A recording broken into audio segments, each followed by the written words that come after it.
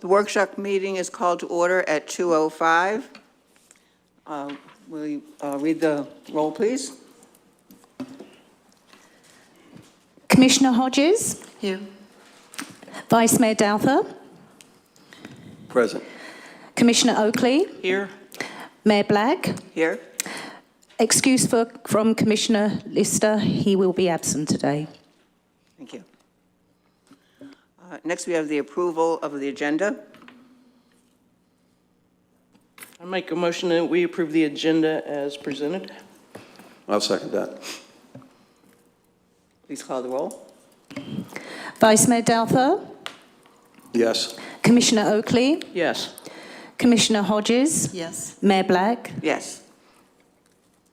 All right, first on the workshop, we have the acknowledgement of citizens from Darrell O'Neill. Actually, our city clerk's going to do some introductions for us today. The first acknowledgement is from the citizens, Trevor Gauthier. He's the owner of the Texas Roadhouse. I don't think he's here today. Is he here? Oh, Trevor. Do you want to? Should I get out on the floor or something? Would that be better? Bring him up, that's fine. Okay. Okay. How y'all doing? Thanks for having us here today. Trevor was at the sandbag station, helping the citizens put together sandbags. He supplied the residents with tea, water, and he was there hard working with his staff for 3 days, helping at the sandbag station. So we'd like to recognise Trevor for his hard work and his team.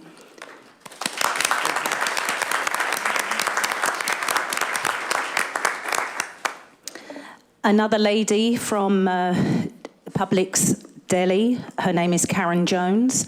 Unfortunately, Karen can't be here today. She is on vacation and will be returning at the latter part of this week. Karen from the Delhi in Seminole Publix was the only Publix that was open, where all the other Publix were closed. Trish from the Madeira Beach Fire Station reached out to her to get some food to feed the firefighters, the deputies and city staff. And apparently the total was 0 when Trish went to pick up the food. So to Karen Jones.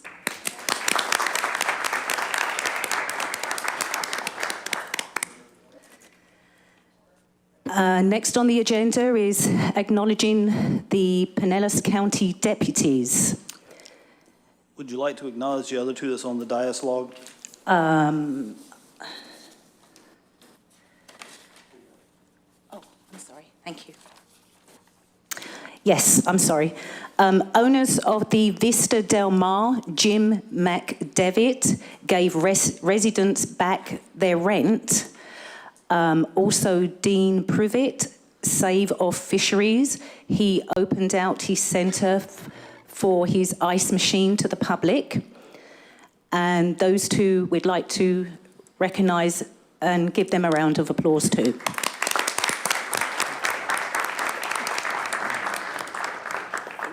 Madam Mayor, each one of the ones that were just mentioned contributed greatly during our last hurricane event and made the process that we all had to go through as emergency operators and as citizens of the city of Madeira Beach much smoother. Each one of these individuals is going to get an official letter of recognition from the city, and we really do appreciate all of their support during this time of crisis that we went through. So thank you all to your help and assistance. Thank you.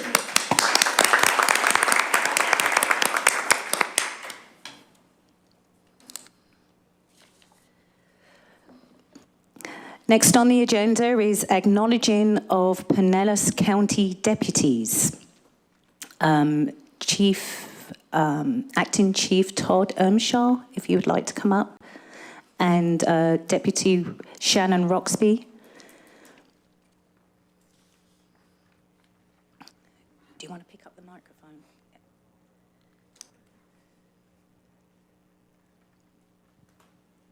Hello. is it not working? Hello? No. Yes. Maybe. Madam Mayor and Commissioners, we'd like to recognize Deputy Todd Amlin, Deputy Martin Eisner, Corporal Adam Sarlo, Deputy Ryan Dunning, Deputy Rita Bishop, and Corporal Charlie Tida. You get everybody? On September 26th, we received a 911 call reference a drowning down in Johns Pass. Eagle Parasailing, their crew took over initially, got the patient to the shore, and then Deputy Todd Amlin took over CPR until the paramedics arrived. And all the other deputies that are up here also assisted on scene as well. So we'd like to recognize them for all of their efforts on the call.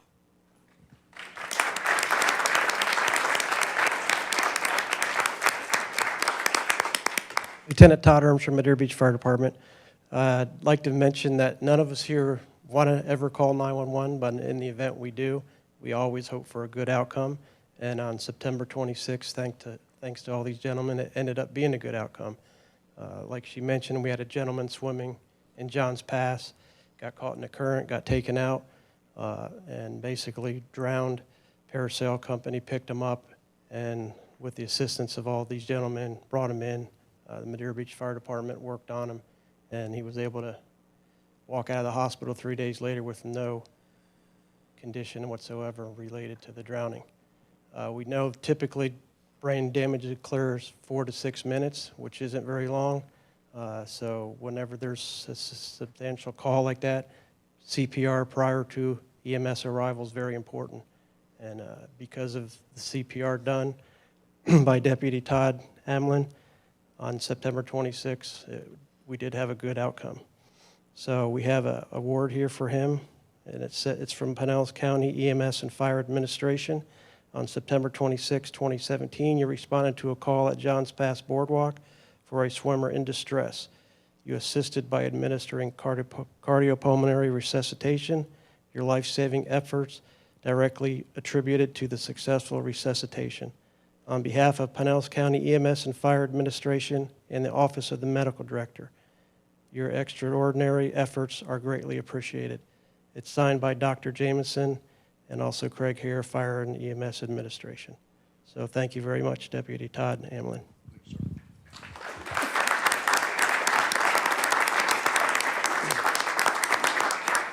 I'd also like to mention Deputy John Rowland was unable to come today. On October 1st, we had another incident which we'll bring up on the next commission meeting on the 14th, but he was also instrumental. We had a 3-year-old that drowned in a pool up in Reddington, and he started CPR prior to the fire department getting on scene. That little boy was out of the hospital 3 days later with no results either. So he was unable to come today, but we'll try to get to him next commission meeting. But we want to thank him also.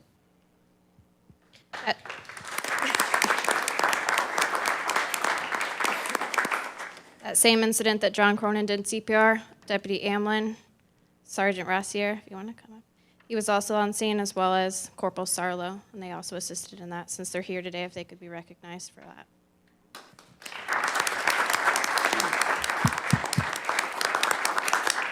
Thank you all. Appreciate it. Oh.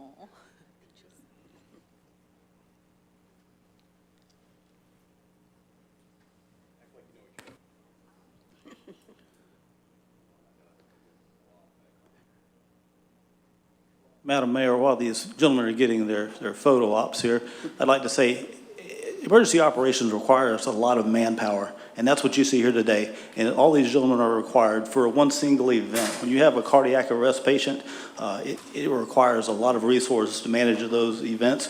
But you can see from these past 3 events they talked about, you know, we have 3 patients that were clinically dead that are alive today because of their efforts. So it is an amazing system that we have here with advanced life support in Madeira Beach. So.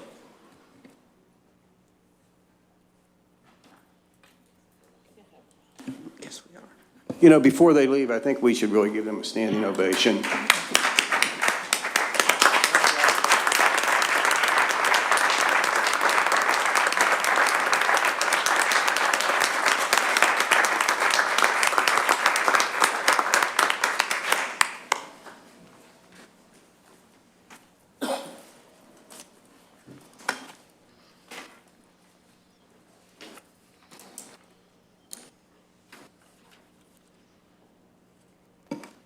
Are there any more presentations? No, okay. All right, then next we've got discussion on special events. Jay Hatch. Madam Mayor, there's been some conversation about special events and how the approval process goes through there. Have Jay here basically just for a reference if you have any questions that are concerned about special events. We've talked with the city attorney concerning what we can approve and what we can't approve as far as city events. And that's something that I'm going to ask the city attorney to provide us some clarification and clarity on as far as what our roles and responsibilities are as far as special events here in the city. So as the ordinance currently sits or is currently presented, special events go through, permitting goes through all of the department heads for approval to make sure that the special event meets the certain criteria that is already listed in your code. If a special event meets the criteria in the code, it then goes, the permit application then goes to the city manager for approval. The city manager would look it over. If it meets the criteria and nothing's been missed, he will approve it. If it looks like there's something that was overlooked or mistaken or doesn't meet the criteria, then he will send it back down to have that fixed or to have it rejected. I was asked previously to change the special events ordinance so that the commission had final say in the permitting for special events. So as the ordinance that is drafted, that is included in your packet, it is the same process except after the city manager approves it and finds that it meets the criteria, it then would come before the commission, and the commission would only be able to look at the special event packet to see if the application did in fact have all the information to meet the criteria or if it didn't. The commission would have no discretion in what events come before the commission and what events come before the city or what do not. Part of that is a function of the First Amendment. You are not allowed to have discretion in saying we don't want this event in our community or we do want this event in our community. Either way, all special events are created equal. The only things that you can truly regulate are time, place, and manner. So with the change in the ordinance to the final say coming before the commission, it would just be that you could review it one last time to make sure that the application does meet the criteria or to see if it doesn't meet the criteria. But that would be the change that's presented to you. Also, I believe there's a change that it would go from 50, a special event would be defined as where it is currently 50 or more, it would go to 75 or more. If I may ask a question? Of course. On this right here, because it's always been handled through the administration office, which is the city manager. So at this point here, where it says that the Board of Commission should have the final approval power, that is going to be taken out? No, that is what was added. In 2014, the commission used to have the final say in approving or rejecting special events. In 2014, that was changed to where it just stopped at the city manager.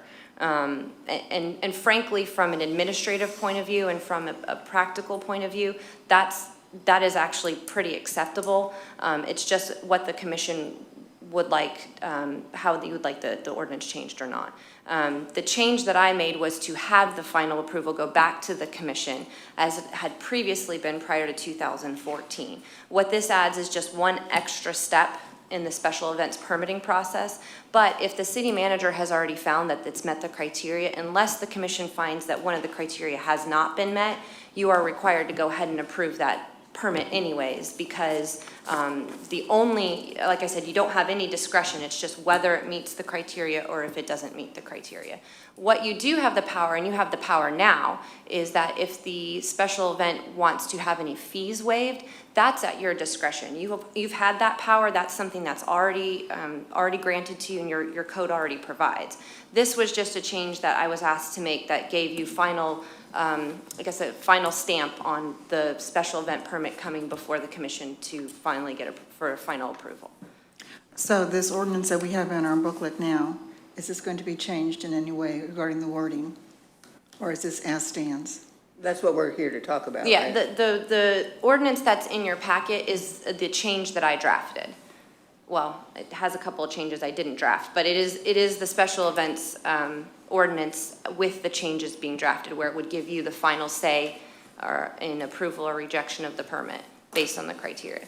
The only thing that got changed was putting the final approval into the commission's hands and increasing the number of people for special events in the definition from 50 to 75.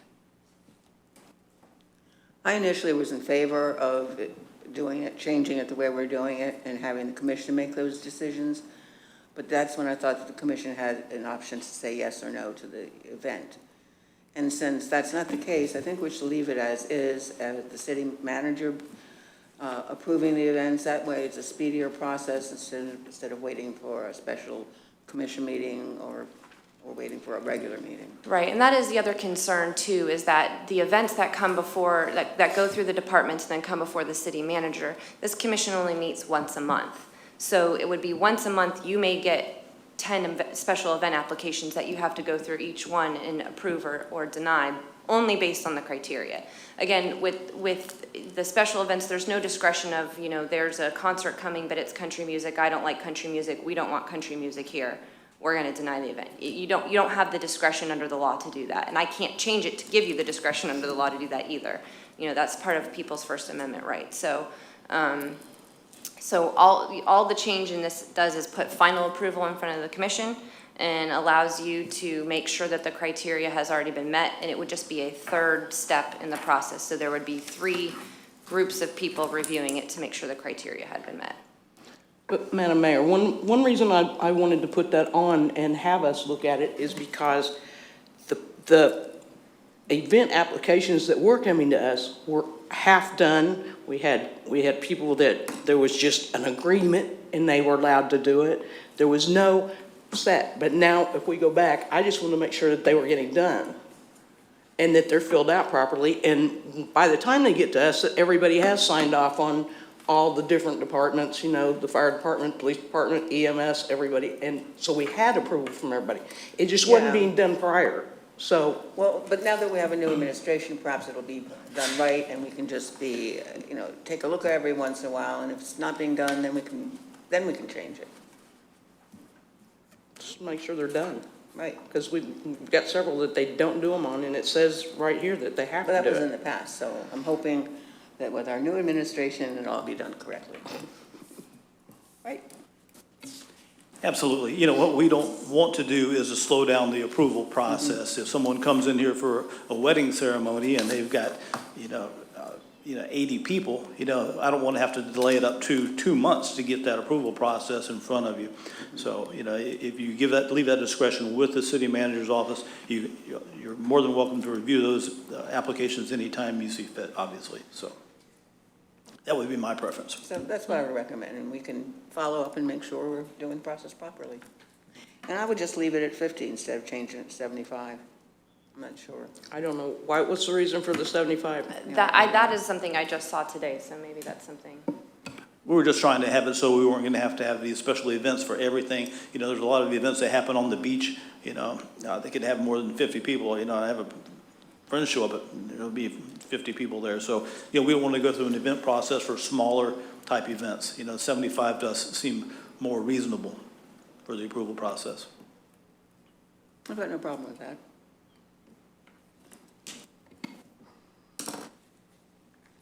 So then we would just be looking at some direction from the commission on how to proceed with this. So, I've heard from the mayor that you're okay with keeping this the same, but maybe is there a consensus on keeping the final approval with the city manager and a consensus with raising the limit from 50 to 75? Just a little bit more direction. And That's the way I would want to go. so is there, let's take it in 2 parts. So then leaving the ordinance as is and leaving the final approval with the city manager, do we have a consensus on that? No, I would need a verbal consensus, so I said no. Yes. Commissioner Oakley. I would kind of like to see them. Well, I just need. Yes. Okay, yes, and then Vice Mayor? Nancy, why are you saying no? I'm not comfortable with the wording in the ordinance as it sits right now. I think some of that wording should be changed. And just so, Mike, for clarification, what wording in the ordinance as it sits Where it now? says the city commission wishes to once again have the final approval power. We don't have that power. This is through administration. Administration is the city manager's office. That's part of our charter. Right. And we need to follow the charter. Well, this is separate and apart from the charter, but I'm asking a consensus on whether or not, this is not how it currently sits. This would be the change. And I think the mayor has said that she she would prefer it just stay exactly how it is, that it go to the city manager for final approval instead of bringing it back to the commission. So- I can understand that it goes through the city manager because he accepts the application. He Right. takes care of the fees. He has department heads that come in and he is advised by the department heads, the ones that are involved in any activities that go on.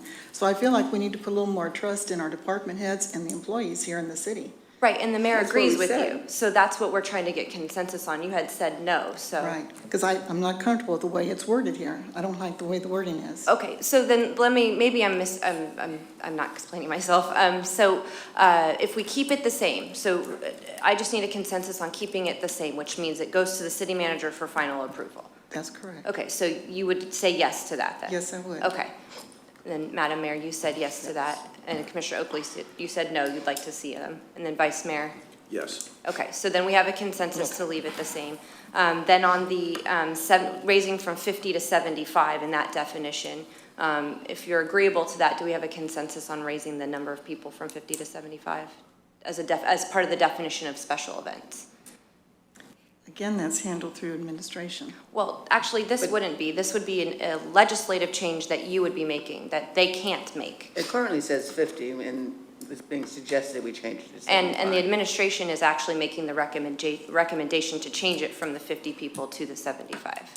And they can't just do it on their own. They need you to change the ordinance to do it. So they're asking you if that's okay. Okay, but is the wording going to be changed the way we have it here in this book? Is the wording going to be changed on this ordinance? No, the ordinance won't be changed at all with regards to who's going to have final approval. The only question, the ordinance that's in front of you is a draft ordinance that was prepared for a future change that you were to discuss and consider today. Okay, so this is not the final ordinance here, the way this is worded? No.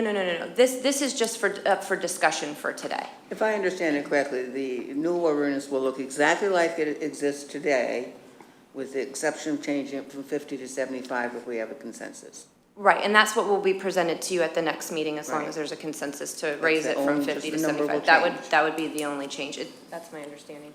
Okay. That's correct. That And we can't make a decision today. We're only looking for Right. A consensus. consensus Whatever's so that happened I can- will be brought back to you for a vote. Right, so I can amend it, and then we can put it before you at the next commission meeting. Okay. Okay, so do we have a consensus on changing it from 50 to 75? Yes. Yes. Yes. Yes, okay, great. Then I will go ahead and do that, and at the next commission meeting, you'll get this ordinance presented to you, but the only change that will be made will be the number of people for the special event. Right. All right, next we have Laurie Marsh with a presentation about chickens. Nice to see you again. Nice to see you again. Do I need to use this one? Hi. Can you hear me now? Yes. Okay. Do I need this, or can you hear me? Okay. Actually, I think the microphone, that one's working. This one? Oh, Yes. geez. Okay. Well, then I'll just stand right here. That might be easier. Hello again. I felt like when I only had those 3 minutes, I came in like guns blazing without really knowing about having an introduction. So I'm really thankful to get to talk with you again.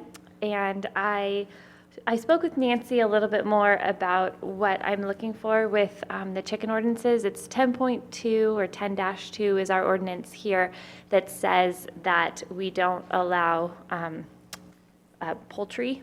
And I understand that there has been some past problems with chickens, but I feel like with sustainability and the importance, especially as we see, whether or not you believe about climate change or anything like that, this last hurricane was kind of a significant event, and we can see that it's really important to be finding ways to work within our ecosystems. Chickens specifically are wonderful pets. They are friendly, and they are quiet, and they poop less than dogs. About 5 to 6 chickens actually poop about the same as one medium-sized dog. And I know this is something we have to talk about, though. One of the things that's really cool, though, about My profession before I became a mother was I was a high school biology and anatomy and physiology teacher. And we talked a lot about sustainability and ecology. And the nice, amazing thing about chicken poop is that it's 100% fertilizable, and you can use it for composting, and you can use it to then reintegrate into your dirt to make it more viable for crops. And I mean, backyard crops like tomatoes and vegetables and the things that we are already able to grow here in Madeira Beach.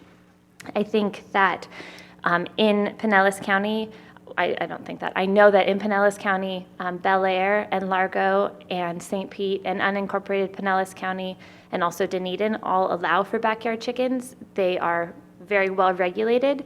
They have permitting processes in place. You don't just grab chickens and throw them in your backyard and call it a day. There's coop enclosure specific rules and regulations.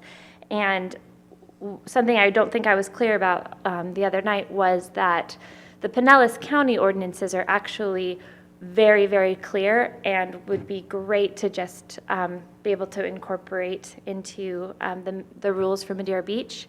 I absolutely do not think that we should have roosters. We have enough problems with neighbors who have loud dogs or parrots, right? That they're just noisy, but chickens, and especially backyard chickens, are really, really friendly animals. Some of the problems that people, when they hear anyone say anything about chickens, some of the red flags are, we've heard about bird flu and how, salmonella, and how both of these are risk factors when we talk about backyard chickens. In North America, there has never been a case of avian flu that was because of backyard chickens. And with salmonella, the risk for salmonella in backyard chickens is the same as having a turtle or a lizard. It's just proper care of animals and also washing your hands, which is a very basic thing. I'm a mom of 3. I have a 7, a 5, and a 2-year-old, and that's what they are, right? And it is very interesting. I have chickens, and I'm here kind of to plead my case to continue to keep them. But we have been able to teach our children about where their food comes from. I feel like now that it's 2017 and Publix is where you get your food, children don't understand sort of what the other generations understood, that we live so closely with the land, and that it's very important that we use sustainable practices. And one of the things that we've been able to talk with our kids about is the composting process. When we make soup, like I made a vegetable soup the other night, and all of the scrappings and all of the things that you would just toss out into the trash that went directly into a landfill, we put in a bowl, and then we take it to the chickens, and they eat it all up because they are these beautiful composters in themselves. Another thing that people have problems with are noise, and hens are not loud. Roosters are loud, and they are awful, and they are obnoxious. And we are not, only hens, only nice, sweet backyard hens. And that's in the, Nancy knows. So many residential communities do allow, I said that with Bel Air, Dunedin, St. Pete, and, sorry, getting off. Oh, one of the amazing things that chickens, especially backyard chickens, do to help is in our local communities with the water that we have, we also have palmetto bugs. My mom calls them that. I call them cockroaches. And chickens significantly reduce those because they hone in, they're like candy. So the chickens go for that. So they really help with actually mosquitoes and with palmetto bugs. They are not like cats and dogs. They are not prime vectors for rabies, parasites, or tick-borne diseases. They actually keep your yard healthier. And salmonella, which has been associated with raw eggs, is a problem with factory farmed eggs. It's not actually a problem with backyard chicken eggs. So that is another kind of a misnomer. People who have backyard chickens are also less likely to use pesticides. And as we all know, every single one of these drains out here says caution, drains to ocean, caution, drains to ocean. When we are able to reduce the amount of pesticides or fertilizers that we're putting on our grasses and putting on, our land, it reduces the amount in the water, and then we have cleaner water, and it's just it's actually showing our children that we're not just saying recycle, reduce, reuse, that we're showing them how to recycle and reduce and reuse. It's very, everyone knows, you know, it's not what you say, it's what you do that your children pick up on. That is where they learn. And that's been a really exciting and educational thing for me as I watch my kids learn and say, Mom, you can't throw that away, it's for the chickens. And I'm like, oh yes, okay, you know, get that out of the trash, get that bell pepper head out of the trash. We have small properties here in Madeira Beach. The size of the land is not large, but what you can see is depending on the lot size and also depending in either a small or a large lot, chickens don't need much space, and in fact, they like to be close with each other, not too close, but they like to be close. So 4 square feet is all they require, and you can have. My coop is 7 by 4, and it's just right for my 6 chickens. And one thing that we needed to put and to make sure that we had an evacuation plan for our chickens, because they are backyard pets, they are pets, and if you're going to have a cat or a dog in the event of a hurricane, you take them with you. And also in the event of a hurricane, I took mine with me. We just put them in the dog carrier and brought those chickens right with us. I understand that it would be a concern with code enforcement or having an extra burden on the government, you know, who's going to be in charge of the permits and is it going to be one more thing to add?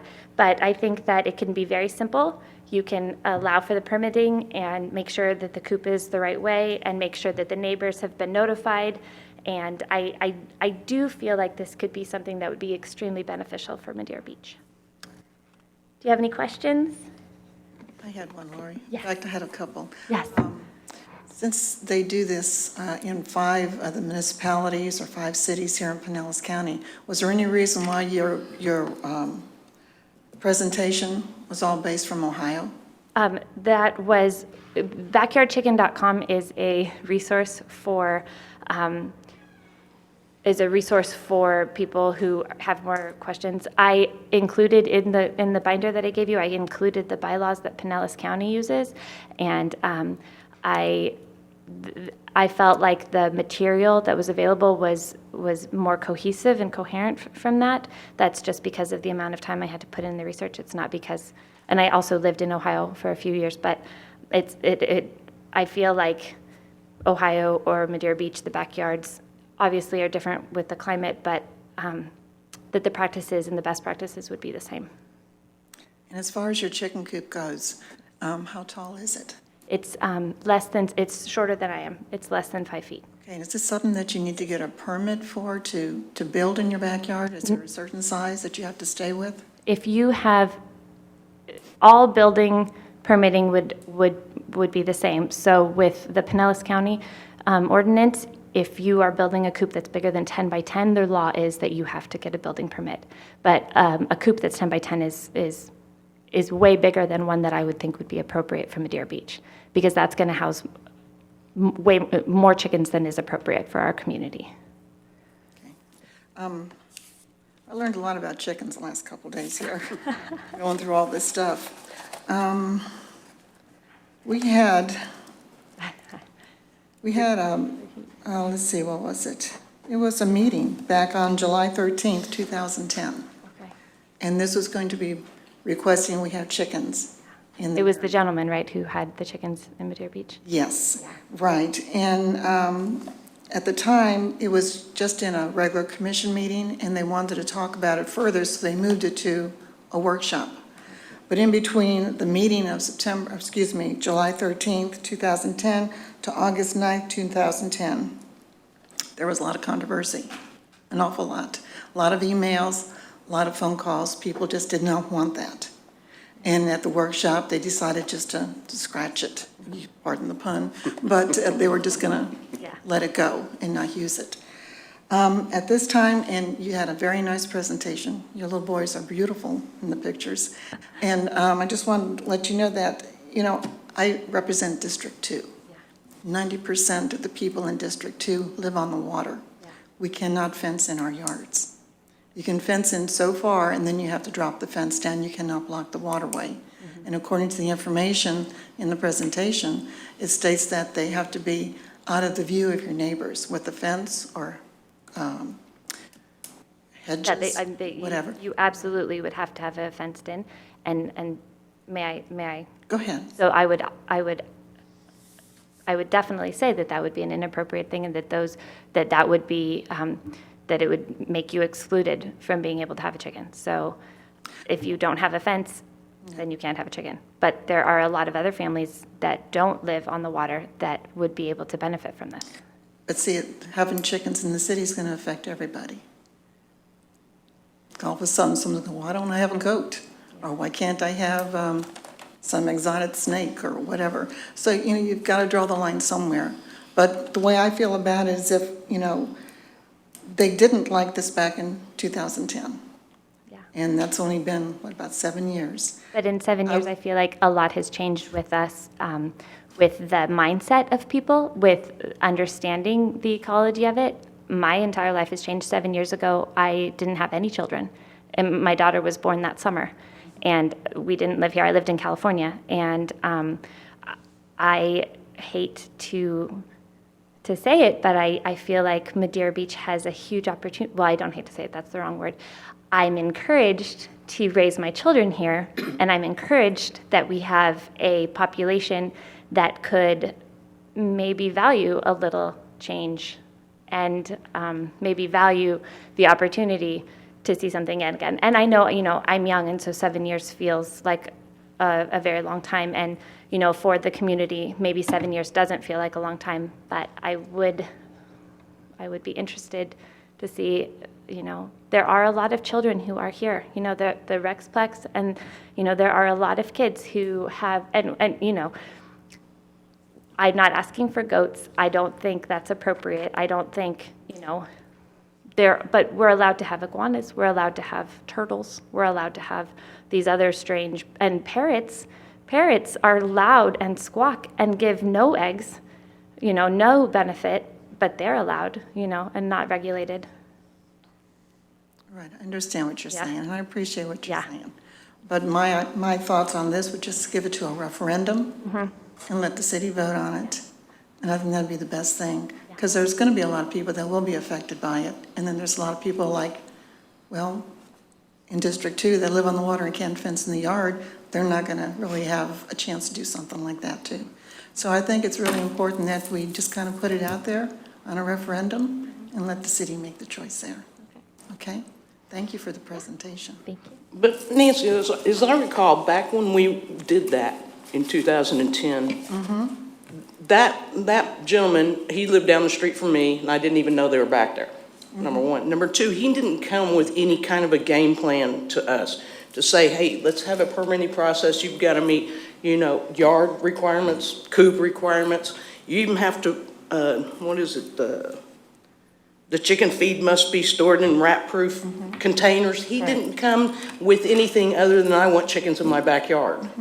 And I think if we have a permitting process for it, then it allows, you have to meet the criteria in the process of the permit to even be allowed to have them. And notifying your neighbors, and I think she's got a good start to what it is that, about having chickens in her backyard. I still think it should go to a referendum to give the people in the city a chance to vote on it, to see how they feel about it. But I mean, you're right, your neighborhood is not the neighborhood for it, but I have there's a lot of houses in my neighborhood that are not on the water, that all have fenced-in backyards. So as long as they're kept out of, like you said, out of view, so it's just all in the permitting and how the city sets it up and how we, set it up for the regulation of it. Right, I understand. I don't love the idea of making a rule that says, because I can't have something, neither can you. And that is a little bit what that feels like with the chickens. Like, because the wonderful people in District 2 can't, that shouldn't mean that someone else shouldn't be able to. Does that make sense? Like, I don't parent, I let my daughter stay up later I let my 7-year-old stay up later reading than my 5-year-old, and I tell him, I know it is a bummer that she gets to stay up later reading her book, but that doesn't mean, I'm not going to make her turn off her light so that, just because he has to turn off his light. I understand. And how do you think it would affect the other people in the community by someone having chickens?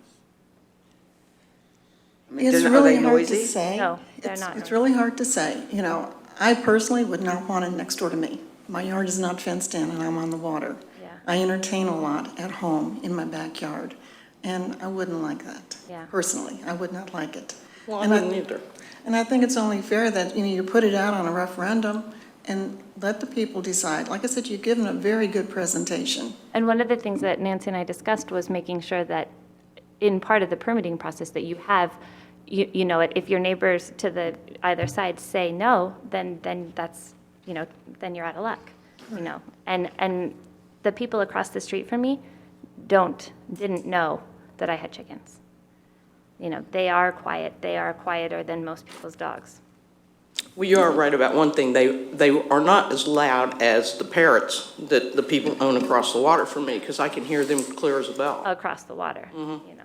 Parrots probably poop more too. Okay, thank you. I had a question for you. Okay, yes. You were, are these other places like Dunedin and stuff, they're required to keep them in their yard, you know?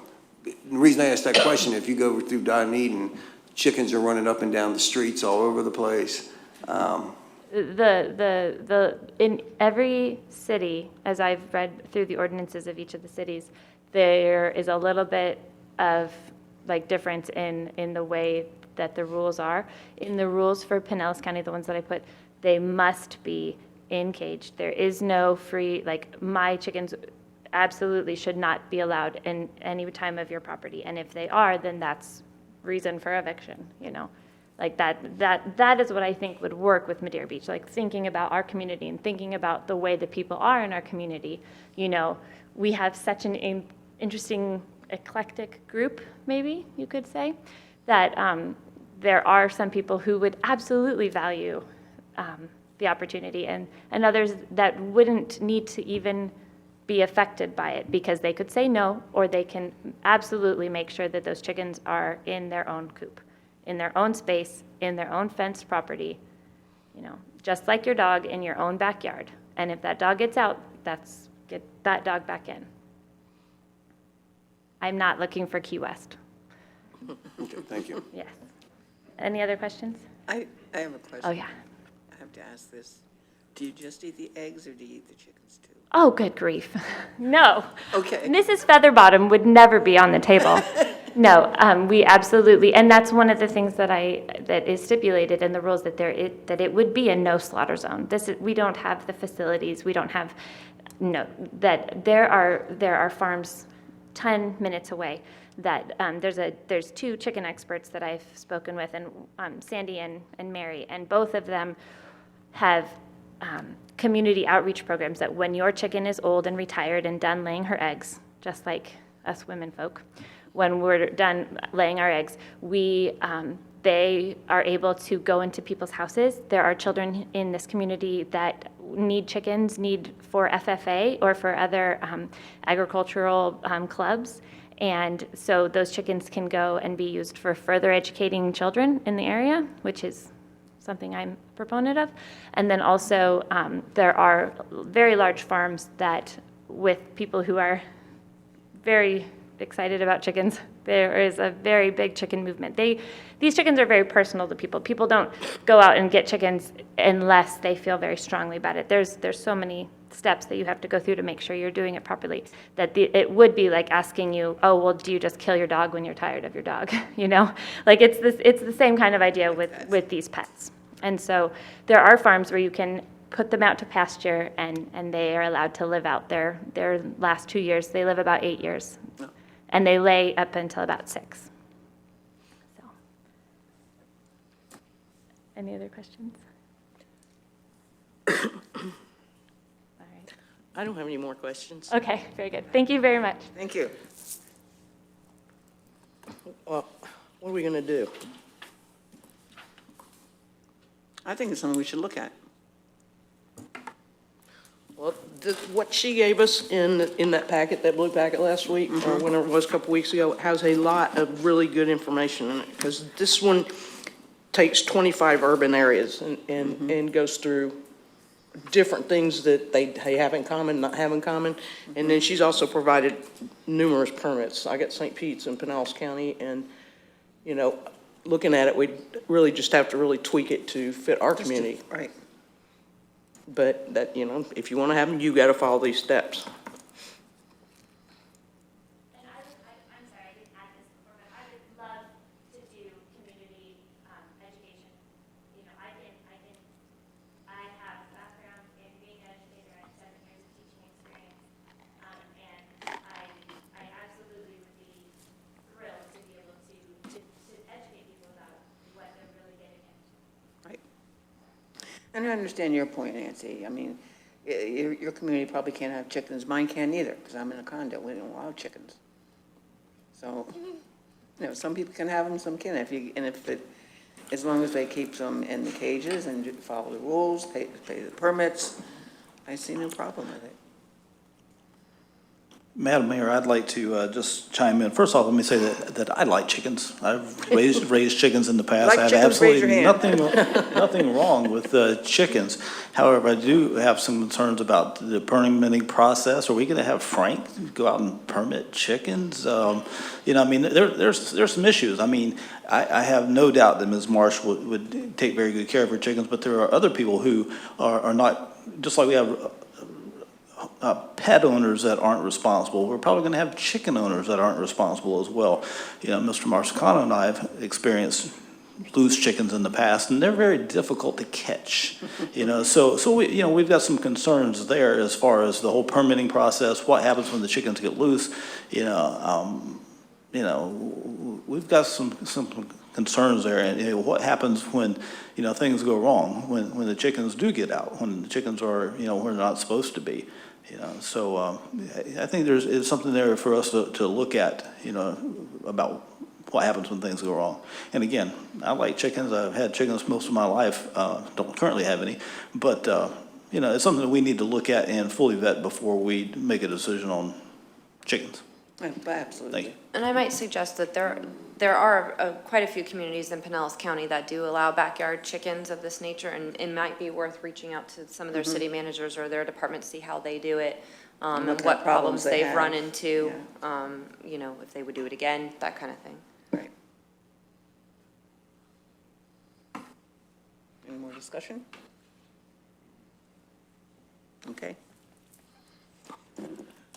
All right, next we have placement of public comment on the commission agenda.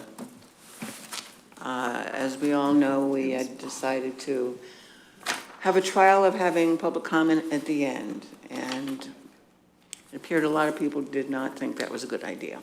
No, I had received a lot of people very unhappy about it. I had one man tell me at the last meeting, he said, I wanted to speak, but he says, it's just too long. He said, I'm just going home, and he left.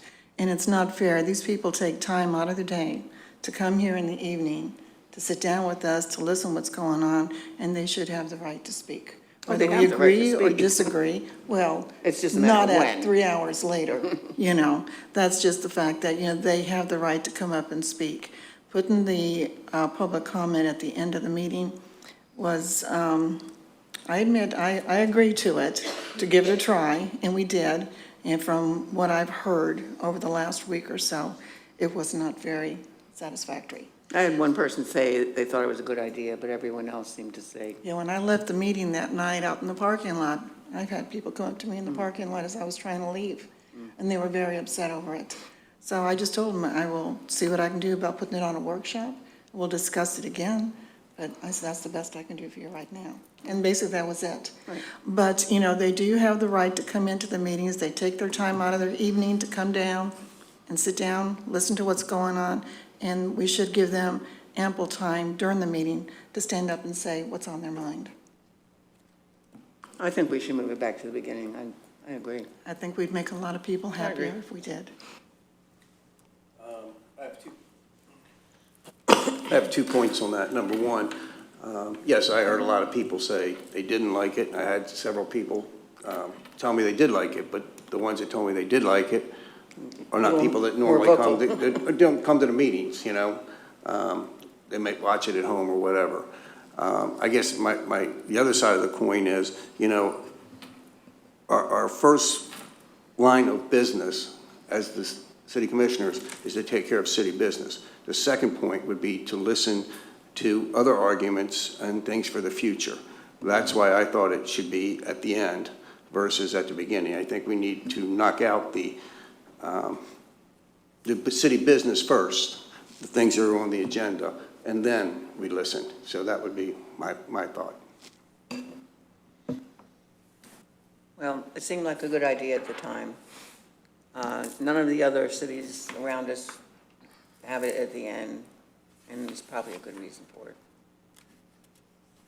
So, Well, we just take it to the meeting and vote on it then. That's not something that needs to be voted on. It's not? It's a policy guideline of this board. So it has to do with where you place it on your agenda. As was brought up by Commissioner Lister, that's something that's in your rules of procedure. So, I was okay with going ahead and trying it out for a little while, but if the consensus here today is that it doesn't work, then I say we move it back. If the consensus here today is let's keep giving it a try, then we need to set a timeline on that, and if it's going to continue to be at the end of the meeting, we need to amend your rules of procedure to reflect that. But it's That's not a something that policy needs an handbook. official vote. It could just be done by consensus. In the policy handbook, that's where it is. Okay. Like I said, most of the people wanted it at the beginning. The people that said that they thought it was really great at the end are not normally people who come to the meetings. So it doesn't matter to me. well, I think we have a consensus then that we will do it in the beginning. Yeah, if we could just get a verbal consensus, yes. Yes, I'd like to move it back. In the Where it beginning, was yes. at the beginning, yes. Okay, so for the next meeting, we'll go ahead and have it at the beginning, of the meeting where it's placed on your rules of procedure. All right, next we have notices on boards around town. Andrea? Yesterday, Jay Hatch and I went round to all the notice boards around town. Winn-Dixie, it's also called the City Communicator. This was last updated in June 2017. Jay and I were able to open this notice board and update it. We then visited the John's Pass kiosk. This is usually updated by Debs from the Parks department. She updates that on a regular basis. There's also a notice board at the City of Madeira Beach Library. This board is above the drinking fountain, and the library actually holds the key to the notice board. So there's 3 locations around town that we can display public notices. There was a notice board in Publix, but since they built a new Publix do not want to put the new notice board back up. We thought maybe the concession stand at the rec centre, this is a double notice board, but it's mainly for athletic postings. There are no notice boards at Archibald Park or John's Pass Park. There should be 4 locations for public notices. The City Hall will be one of them, then Winn-Dixie, John's Pass kiosk and the library. Those would be the main 4 locations for posting public notices. Debs from Parks said that she can keep these updated once I give her the notices like agendas or other public notices like town closings or anything like that.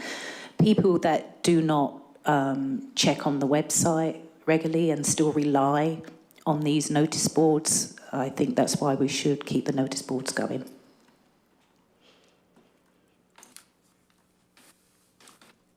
Is there any reason not to keep them going? No.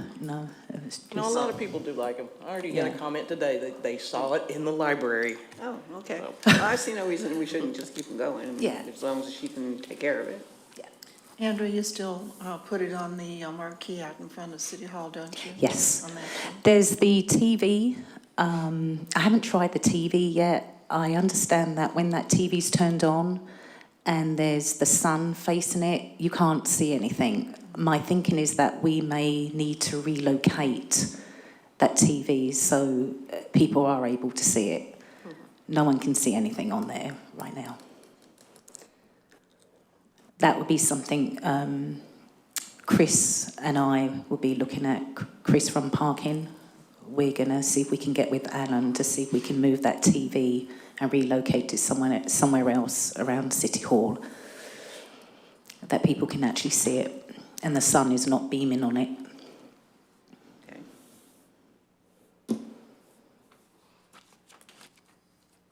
Any more discussion on Well, that one? thank you for going around and checking those all out. I Yes. appreciate it. My pleasure. Thank you. And then the last item we have is on the dais log. Is a discussion on referendum on height and density. Commissioner Oakley. We basically ran on the height issue or the developments. And it's been said that we don't want development. Well, we do want development. We just want controlled development that fits in our area. So, and I thought, I have Treasure Island's referendum questions. There's 6 referendum questions here that they lost on. Okay. Regarding height and density. They wanted to increase it.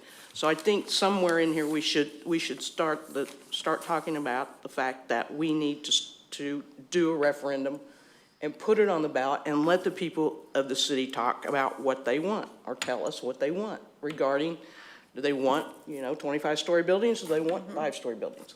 We need to find out from them. I think that's an excellent idea. But instead of recreating the wheel, that's why I printed the Treasure Islands out, because it's basically the same thing. We just need to have it tweaked for us. Okay. I mean, that was something else we ran on is, and I think the whole commission should feel the same way. The people should have some kind of a voice. Right.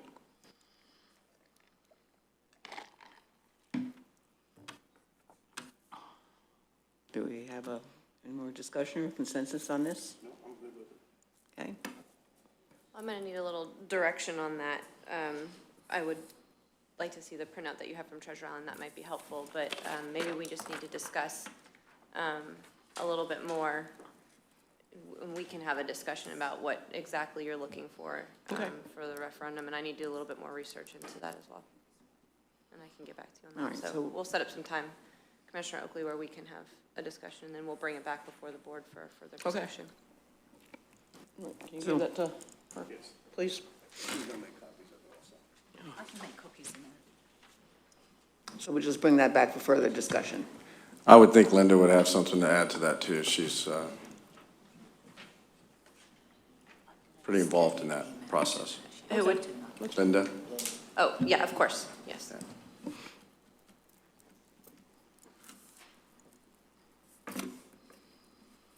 And I think that's all we have on the agenda. Is there anything else we need to discuss? Yes. Yes. There will be a first reading of an ordinance placed on Tuesday, the 14th of November, our next regular board hearing meeting at 6 o'clock. And this is an amendment to the fiscal year 2016-2017 budget. A second reading and public hearing of the budget amendment ordinance will be held at a special meeting on Tuesday, the 28th of November at 6 o'clock. That would be following after our workshop. The notice and public hearing will be noticed in the Tampa Bay Times on Friday, November the 17th.